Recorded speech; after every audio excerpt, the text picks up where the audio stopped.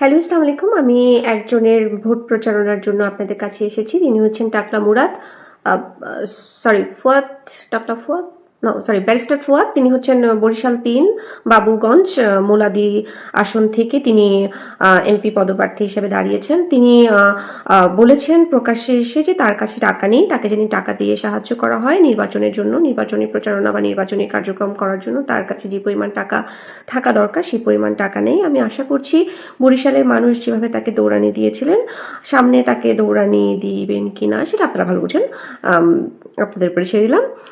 কিন্তু আমি যেটা আপনাদেরকে বলতে চাচ্ছি সেটা হচ্ছে, দেখুন একজন মানে এমপি পদপ্রার্থী, তার কাছে এই মুহূর্তে টাকা নেই, কিন্তু তিনি একদম নিশ্চিত বলে দিচ্ছেন যে তিনি যখন জয়ী হবেন তখন আপনাদের টাকা ফিরিয়ে দিবেন। কিন্তু জয়ী হওয়ার পরে যে টাকাটা কোথা থেকে তিনি পাবেন সেটা একটা বিরাট প্রশ্ন। মানে জনগণের টাকায় নিয়ে সে নির্বাচন প্রথমে করলো, তারপরে সেই জনগণের টাকাই আবার তার পকেটে ভরবে। মানে এই মুহূর্তে তার টাকাটা যেমন প্রয়োজন নির্বাচন করার জন্য, আবার নির্বাচনের পরে যখন সে জয়ী হবে তখনও তার টাকাটা প্রয়োজন। কারণ হচ্ছে এই টাকাগুলো তাকে পরিশোধ করতে হবে।